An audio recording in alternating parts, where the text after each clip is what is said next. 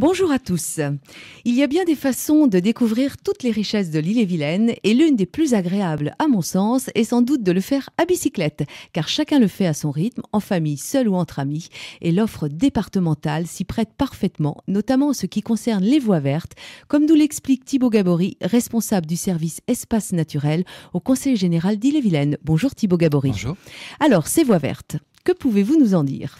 Alors effectivement, le département a une politique assez volontariste en termes de randonnée. Et il a notamment acquis un certain nombre d'anciennes voies ferrées qu'il a aménagées pour créer, aménager des voies vertes. Alors ces voies vertes, à quoi correspondent-elles ? Ce sont des voies linéaires, facilement praticables par le grand public, par la famille, et dédiées à la pratique du vélo, effectivement, mais également à la randonnée pédestre. Est-ce qu'on peut s'y promener, par exemple, à roller ? On ne peut pas s'y promener à roller pour la simple et bonne raison que ces voies vertes ont été acquises au titre de la politique espace naturel et que les revêtements de ces voies sont sablés et non bitumés, ce qui irait un peu à l'encontre de la politique de préservation de l'environnement. Combien y a-t-il de voies vertes au total dans le département ? Alors à ce jour en Ille-et-Vilaine, le département a aménagé 8 voies vertes réparties sur l'ensemble du territoire. Ça représente à peu près 185 km de voies aménagées.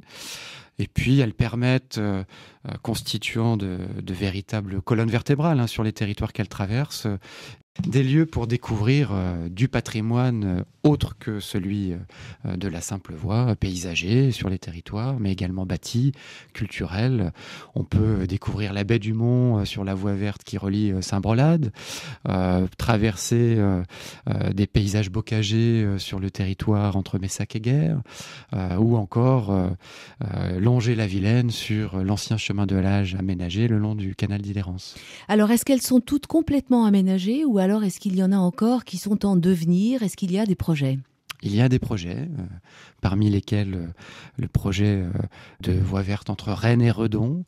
Le département avance sur ce dossier et devrait mettre en place les premiers aménagements fin 2011, d'ici début 2012, sur une quinzaine de kilomètres. Il y en a 89 à couvrir jusqu'à Redon et ça va se faire progressivement. Alors, on rappelle quand même que la voie verte entre Rennes et puis Tréverien, puisque c'est la limite départementale, est parfaitement accessible et c'est vraiment l'occasion d'une très très jolie balade. Effectivement, le long du canal d'Ille-et-Rance, c'est un des aménagements les plus fréquentés et utilisés par les randonneurs pédestres et cyclistes. Alors, si vous voulez tout savoir sur les voies vertes départementales, vous pouvez vous rendre sur le site du Conseil général. N'est-ce Tout pas ? à fait, www.illevilaine.fr. Vous aurez également des informations sur les circuits de véloroute. Alors, il existe aussi une petite brochure qui s'appelle « À la découverte des voies vertes ». Elle est éditée par le Conseil général et elle est disponible auprès du Conseil général, mais aussi auprès du comité départemental du tourisme. Vous pouvez vous y rendre. Je rappelle que le comité départemental du tourisme est ouvert tous les jours en continu à partir de 8h30 jusqu'à 18h et que vous pouvez également vous procurer le reste des brochures touristiques du département sur simple demande au 02 99 78 47 47. Merci Thibaut Gabory. Merci.